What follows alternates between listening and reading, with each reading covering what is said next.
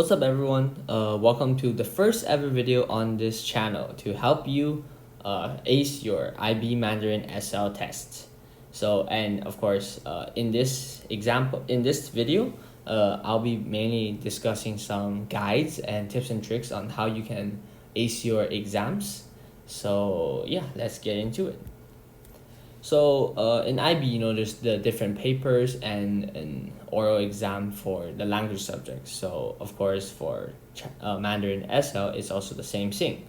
So we'll start with paper 1, which is it's an essay writing test, which will give you 3 prompts that you can choose from, with 3 text type under each prompt, where you can also choose from to construct your essay. So your essay will be 300 to 400 words. And one of the biggest tip I'll give you guys here is, of course, to carefully analyze the question. And I'll specifically, I'll discuss that later with a specific example as well. So get ready for that. So first thing, before you get into your essay, you have to, of course, familiarize yourself with the text type. You might learn this from the different texts you have tackled in your class. So just make sure that you memorize the key structure and key elements of the text. For example, let's say in a letter or a 信, you want to have receiver 收件人, and in the end you want to have like your name and the date, so something like that. So of course you want to choose the most appropriate text type, as it will give you more points on the structure.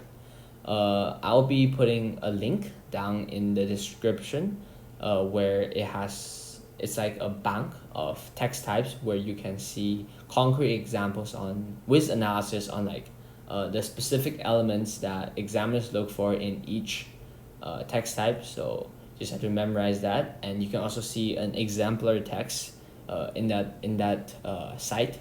So just check that out if you need it. So next is the most important part, which is analyzing the prompt. So as you know, the prompt sometimes is like your guiding light to acing the essay, as it will tell you what to write and what they are looking for in your essay. So, and each prompt will have one topic or lesson inside them. So for example, a question asking about fast food might be related to the health. And yeah, so and under each prompt there are often smaller questions that you have to tackle, and based on these smaller questions you can choose the text type or the most fitting text type, which here is the correct text type, which will help you maximize your marks. Okay, so let's try this example.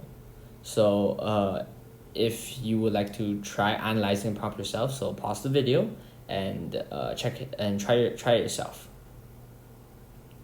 Okay, so now let's get into the analysis. So first of all, for those if you don't understand, I'll be giving you a quick context of the prompt. So it basically just tells you that recently you and your family had a trip in Japan and you guys were really enjoying it. So please write down your experiences in Japan and recommend a few tourist spots that's a must visit for some of your friends who's planning to visit Japan in the future. And the 3 text types are a letter, diary, and speech. Okay, so first, when we analyze the question usually asks for like 2 major points that you should answer in your essay. So if you answer those, you'll be most likely in the clear, and you'll be on the right track for a high mark. Next, of course, is choose the right text type is important, because this of course requires you to break down the question further and to see if there's any hidden restriction, as there could be some text type better suited for the question. Okay, so back to the prompt. So here, as you can see, there's some highlights. So this is basically the different part of the prompt, and I'll be now discussing what are they all about. So first, the red part, which is the context of the prompt.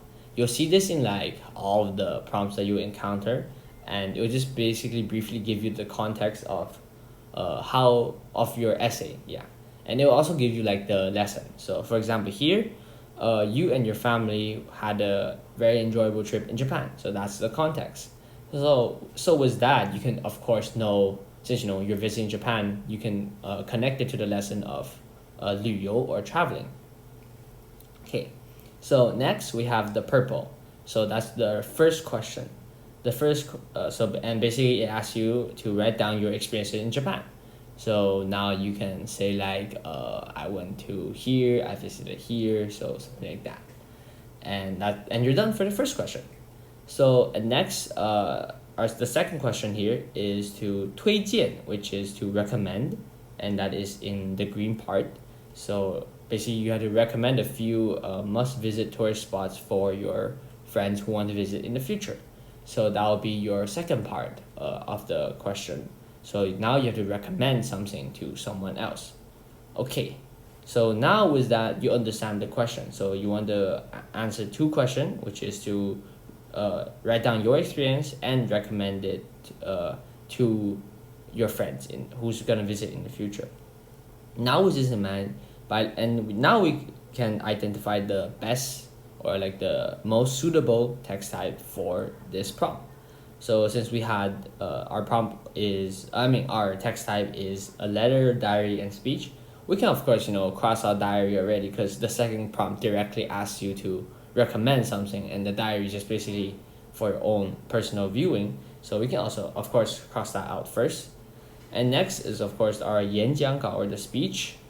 Even if it's really good for to recommend, to discuss a lot of things in the speech, since the prompt specifically asks you to recommend it to your friends, it's kind of inappropriate, since 演讲稿 or the speech is more directed towards a larger audience. So which leaves us with the last text type, which is a letter. So that's like the best text type, since you can write a lot and you can describe a lot of things in the letter, and of course it's more connection between person to person, since it's you and your friend. So you're the sender, he's the receiver, so there's a clear connection between that. So of course, so that's like the best text type, and that's how you analyze the prompt and leading to the best text type. Okay, so next is of course obviously your writing proper, and of course we suggest a 3-part essay with introduction, body, and conclusion. But another thing that's good with this analysis is that since now you know the context, question 1, question 2, that's how you can just structure your essay. So in the introduction, you want to provide the context of this prompt. So basically, the red part over here. So let's say in the letter, you can say, hey friends, so I just came back from Japan, super fun. I went to here, here, here. I had a lot of fun. And so that's how you provide context. So next, in the body, you can answer the 2 questions. So in this case, the first question is your experience. So you could say that in Japan, I went to Mount Fuji, or like I went to Tokyo and I saw this, and I enjoyed it a lot, and my family had a great time there. So that would be your answer for question 1 already, and that can be your first paragraph as well, first body paragraph, which will set you the tone to write more or like to hit the word count. And of course, you have a second prompt, which is to recommend a few tourist spots to your friends. So that would be now your body paragraph number 2. So make sure you separate body paragraph 1 and 2, since it's kind of asking question 1 and 2, but also make sure that they're not too separated, as in like the reader can feel a clear gap between them. So make sure you're still talking about same topic in the same context. Okay, so and now with by answering the prompt, the question number 2 in the prompt, you will now form your body 2. So for example, here you can recommend your friends to go here, here, and there. So yeah.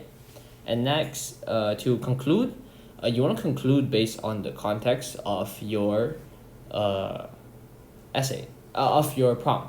So since in this case it's a letter and you're addressing it to your friends who want to go to Japan in the future, you could just simply bless them and say like, hey, I hope you have a good time there in your family, in your during your travels, and so hope you have fun. So something like that, very simple, but it's very effective, as since it hits since it's like it fits the context and shows the examiner that you were able to understand the prompt, and you were able to understand the requirements the prompt is asking you for.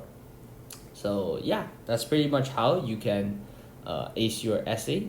I suggest more practice, of course, if you have the free time, in analyzing questions and trying out different text types. Okay, so next after paper 1 is the paper 2, so which is a simple listening and reading comprehension. So you'll be listening to 3 audios, and you'll be reading 3 texts, and after that answering a variety of different question types, so such as multiple choice, fill in the blank, ranking, or choose and false, something like that. Okay, so for the listening, you'll be given 4 minutes to read all the question before the audio plays. So in this time, you want to highlight the keywords in the questions, and so it will be easier for you when it comes to the listening. So each audio will be played 2 times. So make sure you try your best to look for the keywords that you highlighted in the first place, so you won't be taking your too much attention on like one question. So since there's going to be multiple questions you have to answer, and you'll only be hearing this twice. So make sure that in the second time as well, you try to answer any question you haven't answered. So I think one strategy I can give here is to always mark the potential correct answers, if it's like multiple choice or true and false, before let's say answering them or just writing it down, since it might help you with, if you like didn't hear it clearly, you might want to go back to it again in the second time, so at least you have a idea on which option you want to choose. Okay, so yeah. Okay, so next is of course reading. So, and in reading, I think maybe many of your teachers has emphasized this as well, is of course to not read the whole text word by word, as it's very time consuming, and there's 3 like whole text you have to read. So instead of reading it word by word, you should instead just simply understand the title and the text type, as it will give you the theme and structure of this text.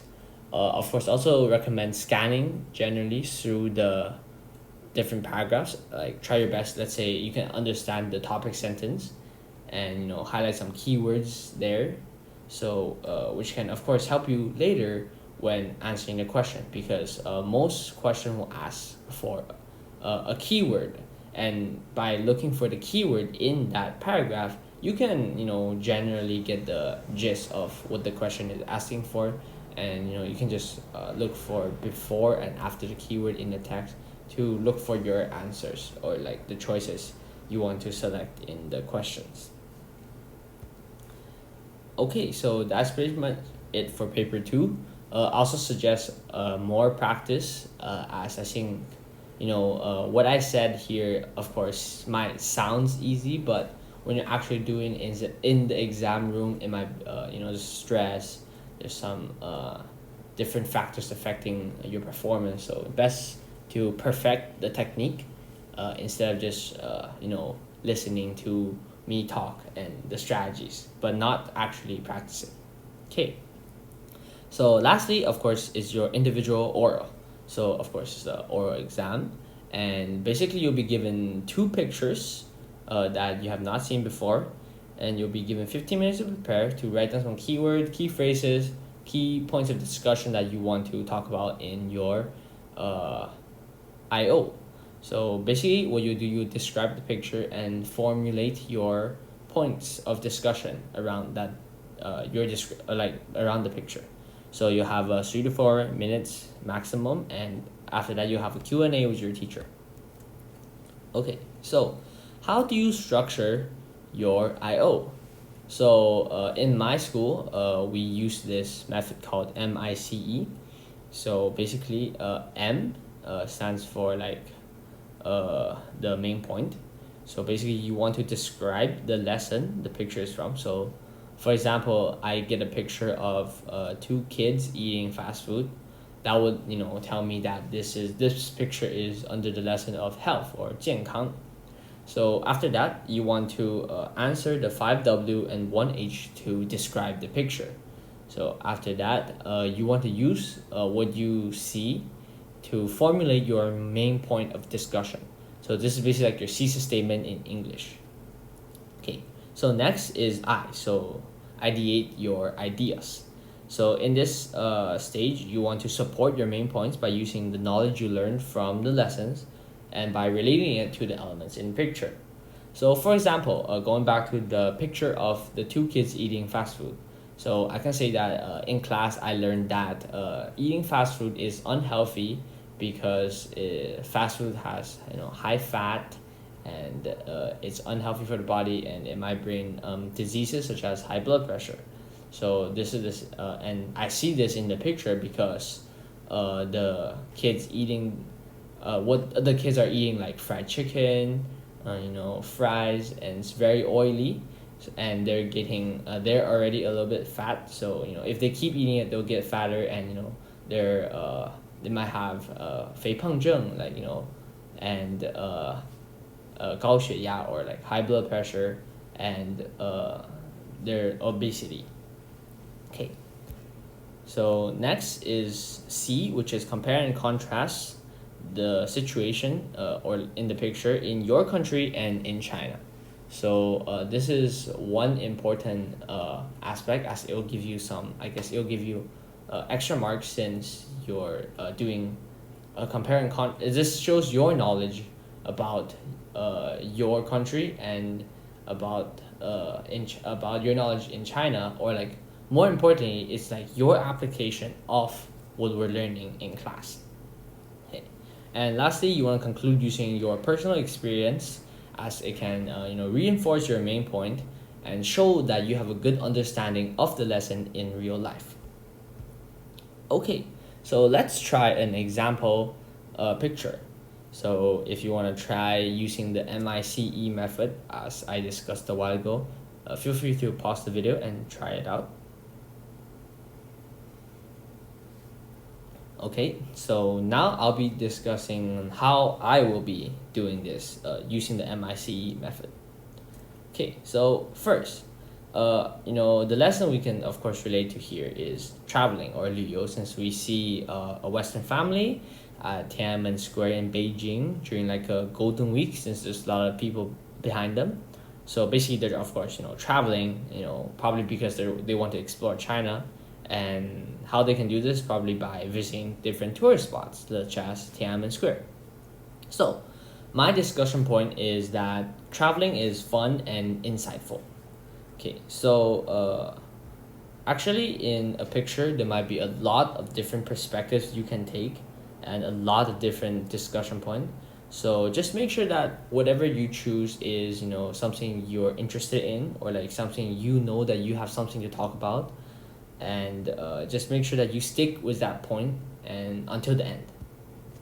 Okay, so next is I. So in my class, I learned that traveling with family is a way to spend quality time with them, and it's very enjoyable. So it's also very this enjoyment can be seen through the smiles of the family. So here I discussed a lesson I learned in class, and I connected it with a picture. So next, traveling also teaches us a lot about the country, their culture, and it's also it can be seen by visiting the monumental locations such as the Tiananmen Square in this example. So this Western family is probably very happy because they're learning something new today about Chinese culture and China as a country, since they're here at a very historical site. Okay. So next is the compare and contrast. So in China, many parents also bring their children to travel around the world or like different places during breaks, so then they can explore and widen the horizons, not just reading books every day. So, and in my country, it's also the same. Parents will bring the children to different places locally and internationally during summer breaks or Christmas break, so that they can learn more about different culture and to develop a sense of global citizenship. Okay.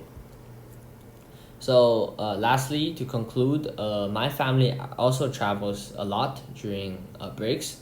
So for example, I visited Europe last summer and I learned a lot about the lifestyle of European people. And traveling can allow us to discover the beauty of different cultures, teaching us valuable life lessons and spending quality time, of course, with our family or our traveling companions, if it's your friends or your classmates. Yeah.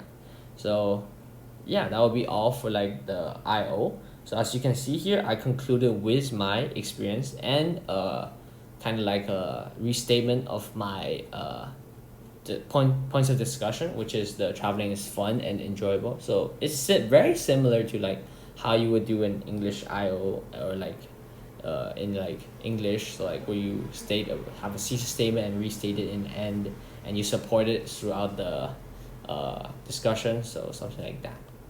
And that'll be all for this video. So thank you everyone for watching.